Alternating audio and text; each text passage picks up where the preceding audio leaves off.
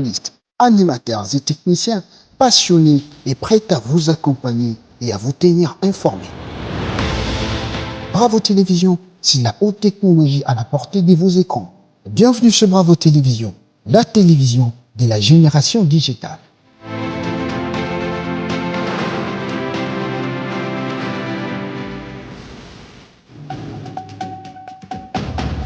Tout de suite, le journal.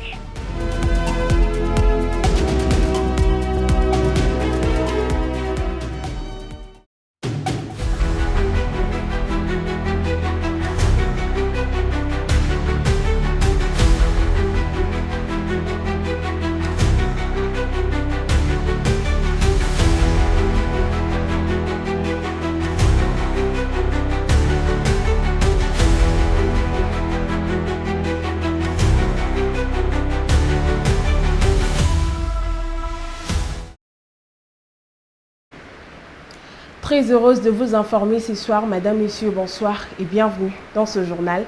À la une de cette édition d'actualité, signature de l'accord de paix RDC-Rwanda, Félix Tshisekedi et Paul Kagame, c'est jeudi comme prévu aux États-Unis d'Amérique devant le président américain Donald Trump à Washington avec la présence de plusieurs chefs d'État africains présents à cette cérémonie.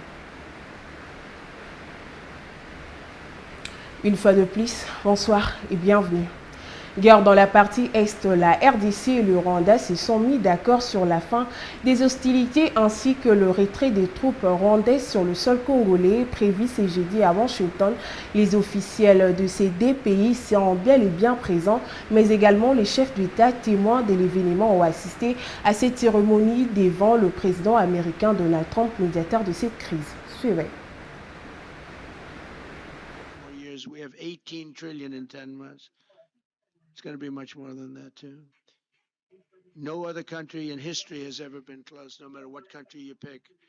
So I want to thank you again, everybody, for your great vision. And I want to thank the people, especially the people that we named. Some of the others that unfortunately we didn't name. We just couldn't do that. But for your vision and for your courage, because it's made it possible to begin healing old wounds and transcending past differences and creating a future.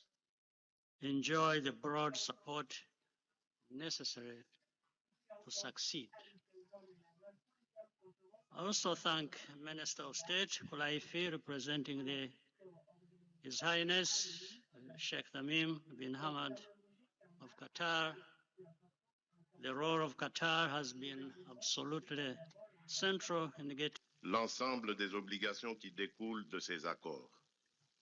Nous le ferons avec sérieux, avec rigueur et avec le souci constant de la paix, de la sécurité de nos populations, de l'unité et de l'intégrité de notre territoire. Nous espérons qu'avec le même sérieux que la République du Rwanda respectera, elle aussi, pleinement la lettre et l'esprit des engagements pris ici à Washington. Notre main est tendue pour une coopération apaisée, fondée sur le respect mutuel, la non-ingérence et la lutte commune contre les groupes armés, la fin de tout soutien à des forces négatives et l'ouverture de perspectives économiques équitables au bénéfice de nos deux peuples. Pour ma part, je veux croire que ce jour marque le début d'un chemin nouveau, un chemin exigeant, certainement difficile, mais un chemin où la paix n'est plus seulement un vœu, mais un cap. La République démocratique du Congo y prendra toute sa part, avec dignité, avec conscience et constance, et avec le soutien de ses partenaires. Nous demeurons vigilants, mais pas pessimistes, lucides, mais résolument optimistes. Que ces accords de Washington pour la paix et la prospérité soient pour nos peuples le symbole d'un engagement irréversible à tourner la page des confrontations et à ouvrir celle de la coopération et de la stabilité durable dans toute la région. Je vous remercie.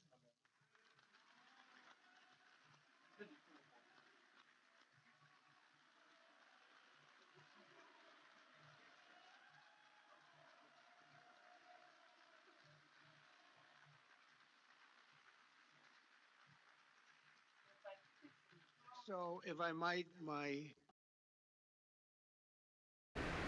Et puis, à l'occasion de la 23e conférence internationale sur le sida et le IST en Afrique, organisée à Accra, le ministre de la Santé, Dr Samuel Roger Kamba, a prononcé une importante intervention au nom du gouvernement congolais. Il a mis en avant l'engagement de la RDC dans la riposte contre le VIH-Sida, rappelant le rôle historique du pays dans la découverte du virus et annonçant la candidature officielle de la RDC pour accueillir une prochaine édition d'ICAISA. Suivez. La 23e conférence internationale sur les sida et les IST en Afrique ICAISA, le ministre congolais de la Santé publique, Hygiène et Prévoyance sociale, Dr Samuel Roger Kamba, a porté la voix de la RDC à Accra au nom du président de la République, Félix-Antoine Tshisekedi. Il a salué cette plateforme panafricaine que réunit chaque année les décideurs, experts et acteurs engagés dans la lutte contre le VIH-Sida et les IST. Il a rappelé que le VIH reste une menace majeure pour l'Afrique et que la RDC, premier pays à avoir identifié le virus, porte une responsabilité scientifique et morale dans cette riposte mondiale. Le docteur Samuel Roger Kamba a annoncé la candidature officielle de la RDC pour accueillir une future édition de l'ICAISA, soulignant la volonté du pays de jouer un rôle de premier plan dans les efforts régionaux. On est ici au nom de la République, au nom du président de la République, au nom de la Première ministre et surtout au nom de tous nos petits patients, de toutes nos petites patientes qui sont malheureusement atteintes par des maladies telles que le VIH, mais aussi d'autres maladies sexuellement transmissibles. À cette grande conférence qui se fait chaque année et qui nous permettra en fait, nous aussi d'ailleurs, de l'organiser chez nous, et nous sommes candidats pour organiser ICASA. Il a également réaffirmé les priorités du gouvernement, accès équitable aux soins, lutte contre la stigmatisation, approvisionnement en médicaments et soutien global aux personnes vivant avec le VIH dans le cadre de la couverture santé universelle. Nous, le Congo, était le pays qui avait décrit le sida. Et nous connaissons donc très bien le sida, nous connaissons très très bien toutes ces maladies. Et nous sommes là aussi pour dire à nos propres populations que personne ne sera laissé de côté dans cette réforme nationale de la couverture santé universelle où nous voulons que tout le monde accède aux soins, que ce soins soient de qualité et que chacun ne se ruine pas, que personne ne se ruine parce qu'il doit accéder aux soins. Il faut qu'on lutte contre la stigmatisation, il faut qu'on lutte contre... aujourd'hui, il y a une injustice terrible où nos enfants n'arrivent pas à avoir suffisamment de médicaments alors que les adultes ont des médicaments. À ICAISA 2025, la RDC réaffirme son engagement à bâtir un système de santé moderne, humain et accessible à tous. Sachez aussi que le vice-premier ministre, ministre de l'Intérieur, Jacquemain Chabani, a effectué une inspection surprise le mercredi 3 décembre à l'aéroport international d'Ndjili pour vérifier l'application de l'ordre opérationnel et lutter contre le tracasserie aux frontières. Suivez ce reportage de Bruno Bouilly et Elie Moguichou.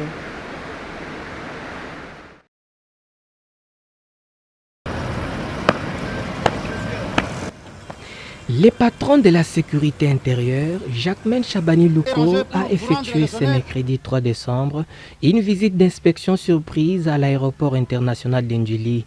Une mission qui répond aux instructions du président de la République visant la rationalisation des services aux frontières et la lutte contre les tracasseries dont sont victimes les voyageurs. Accompagné du vice-premier ministre des Transports et Voies de Communication, Jean-Pierre Mbemba, le VPM Chabani a parcouru l'ensemble du circuit aéroportuaire, salle d'attente, immigration, douane, service de contrôle sanitaire jusqu'au tarmac. Objectif, vérifier l'application stricte de l'ordre opérationnel qui définit les services autorisés à opérer au poste frontalier. Le directeur général d'intérim de la Régie des voies aériennes, Louise Blaise Londolé, salue cette descente du VPM.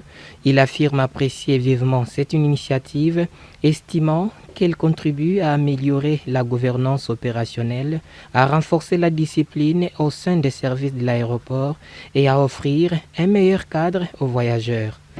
La visite de Excellences, le vice-premier ministre de l'Intérieur et le vice-premier ministre du Transport pour leur visite, ainsi que d'autres autorités tant militaires que civiles, pour leur présence ici à l'aéroport pour essayer de régler le problème de non-respect de l'ordre opérationnel. Alors, tout le désordre que nous vivons ici à l'appareil, à l'aéroport, est causé par le non-respect de l'ordre opérationnel. Nous avons eu à faire le tour de l'aéroport.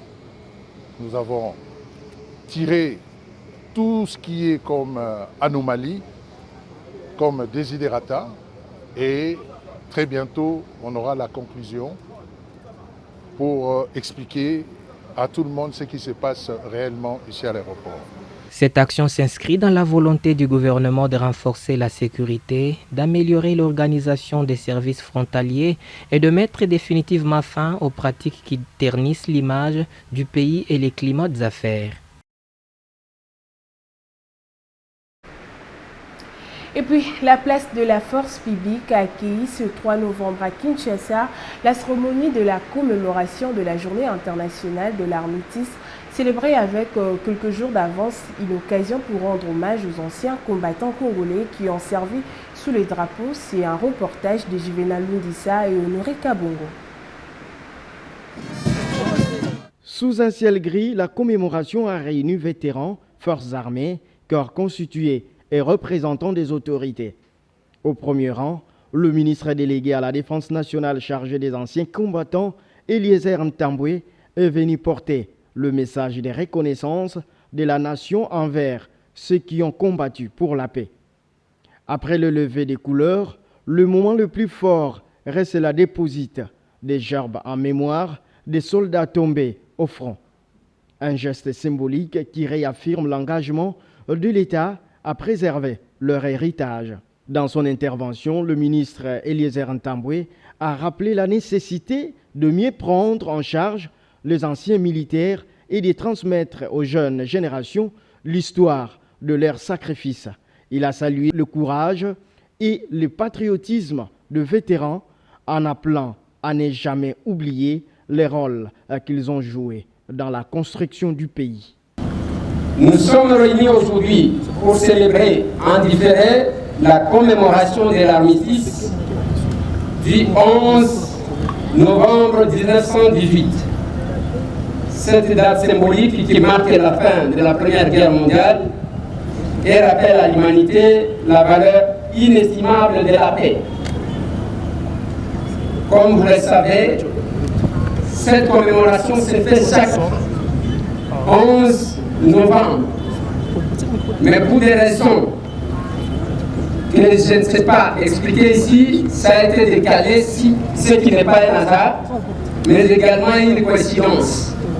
Parce que, comme vous savez, actuellement, cette démarche de la paix est menée par les commandants suprêmes des forces armées de la République démocratique du Congo, Son Excellence le président de la République, Félix Antoine Tshisekedi Tshilombo, qui se trouve actuellement aux États-Unis pour question de cette paix. Cependant, l'esprit de cette journée demeure. Nous accomplissons aujourd'hui notre devoir de mémoire, car la mémoire nationale ne s'efface pas, ne se suspend pas et ne se reporte pas. Elle se vit, elle s'honore, elle se transmet. Je ne peux commencer mes hommages sans un mot d'encouragement, un mot de soutien à son Excellence, Monsieur le Président de la République, qui actuellement se bat. Il est au four et au moulin pour le retour de la paix en République démocratique du Congo. Les vétérans présents, visiblement émus, ont souligné l'importance de voir leurs actions reconnues. Pour beaucoup, cette journée reste l'un des rares moments où la nation leur rend publiquement hommage. Le ministre délégué Eliezer Ntambwe, accompagné de l'ambassadeur du Qatar, ont visité l'hôpital des anciens combattants qui sera réhabilité incessamment. Par ailleurs, la cérémonie s'est clôturée par un défilé sobre et une minute de recueillement en mémoire de tous les soldats disparus. Et puis, la ministre de l'Environnement, Développement durable et Nouvelle Économie du Climat, Marie Nyangendambo, a effectué une tournée ce mercredi 3 décembre 2025 au sein de des structures essentielles relevant sa tutelle, à savoir la Direction générale de forêt et la Direction d'assainissement. L'objectif de cette visite était de s'imprégner des conditions de travail de cadres et agents du ministère et de renforcer la cohésion interne.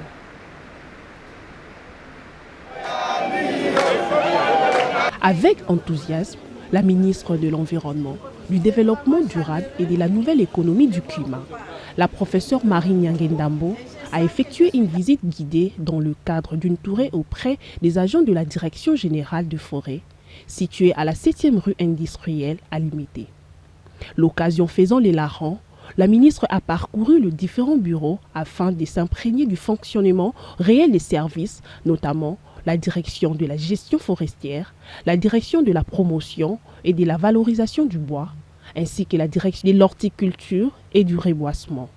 De la volonté du président de la République, Félix Antoine Tshisekedi Tshilombo, de la volonté de la chef du gouvernement, Soumi Matouika, d'améliorer les conditions de travail et les conditions de vie des travailleurs de la RDC et des travailleurs du ministère de l'Environnement, Développement durable et Nouvelle Économie de manière particulière. Pas parler des forêts du bassin du Congo sans la RDC. Mais pourquoi dans toutes les structures sous-régionales, la RDC n'est pas là? J'ai dit ça ne pourra plus se faire. Nous allons prendre la tête de toutes ces structures-là. Et je vous informe que déjà, nous avons maintenant la tête du fonds pour les bassins du Congo, que nous allons co-animer avec un pays de l'Union européenne. Nous avons négocié ça et nous avons obtenu. Nous avons également obtenu un accord avec les Brésiliens que j'ai signé.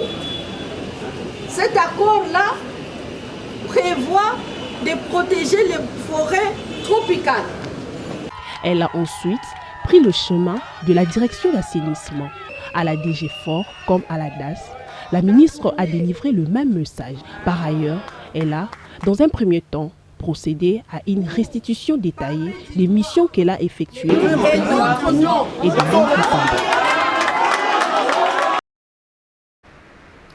Place à la découverte, la pastèque s'impose comme un fruit populaire et hydratant sur tous les étals. Derrière cette apparence rassurante, elle comporte toutefois de limites digestives et des soupçons d'ajouts chimiques qui appellent à plus de prudence. Monica Lukengo pour plus de détails.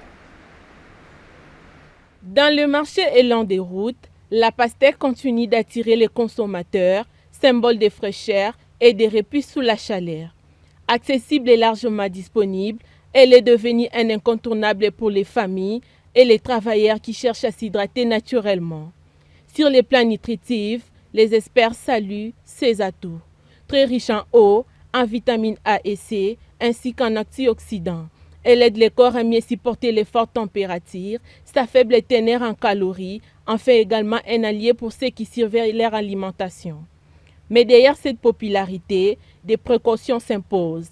La pastèque peut provoquer, lorsqu'elle est consommée en grande quantité, des ballonnements ou des diarrhées chez les personnes sensibles. Les nutritionnistes rappellent aussi que son sucre, naturellement souvent minimisé, peut représenter un risque pour les diabétiques si elle est consommée sans modération.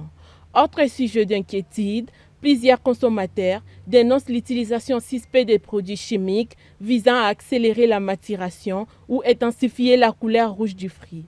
Une pratique illégale mais difficile à repérer qui interroge sur la sécurité alimentaire dans certains marchés. Malgré ces préoccupations, la pastèque reste un fruit très apprécié, associé au moment de convivialité et aux pauses rafraîchissantes. Un plaisir simple, mais qui nécessite désormais un choix plus attentif et une consommation mesurée. Elle continue ainsi de séduire tout en rappelant que la vigilance reste essentielle pour profiter pleinement de ses bienfaits. Et puis en société, poursuite de curage de la rivière Gombe, c'est jeudi 4 décembre par le corps du génie militaire suite aux inondations après le pluie torrentielle. Ce travail permettra une bonne canalisation des eaux sur cet endroit. Vini Bekolo nous en parle. Cela fait près de 2 semaines que ces travaux sont effectués par le corps du génie militaire pour permettre l'écoulement des eaux sur cet endroit, surtout en cette période pluvieuse, ici sur l'avenue de la Gombe. Garder l'environnement sain et propre pour éviter les diverses maladies. Quelques usagers de la route rencontrés sur place se sont exprimés quant à ces. Mon point de vue, ils sont en train de bien faire le travail, malgré que l'inondation, malgré que la pluie, quand il y a pluie, ici, toute l'avenue ici c'est inondé, il n'y a pas moyen de passer. Bon, si on peut curer les caniveaux, bon, c'est un bon travail qu'ils font. Je trouve que c'est une bonne idée parce que ça permettra à ce que les eaux soient évacuées et canalisées de la bonne manière et limiter les inondations à ce niveau. A noter que ces inondations ont pour cause le manque de curage des caniveaux, mais également les dépôts des immondices dans différents lieux pour empêcher la canalisation. Le corps du génie militaire est à pied d'œuvre pour réaliser ces travaux.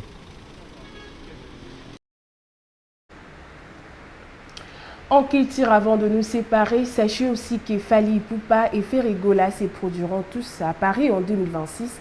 Le padre a annoncé un concert à Accor Arena pour le 4 avril et c'est de son côté, celui qu'on appelle communément Aigle, Fally Ipupa a annoncé une deuxième date, Stade de France le 3 mai, après avoir réalisé un premier sold-out à son tour. Héritier Watanabe a livré également ses concerts à Isiro. Place à présent au rappel de titres.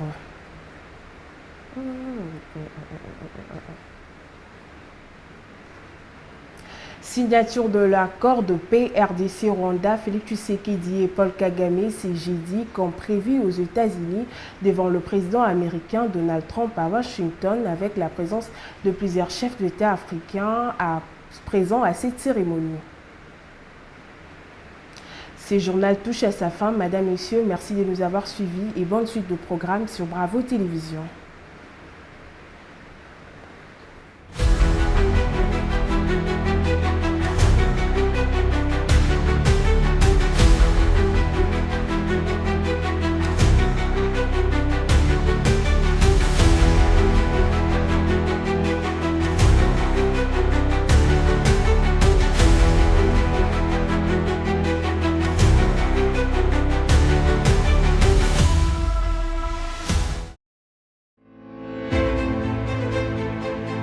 Une nouvelle ère s'ouvre dans le paysage audiovisuel.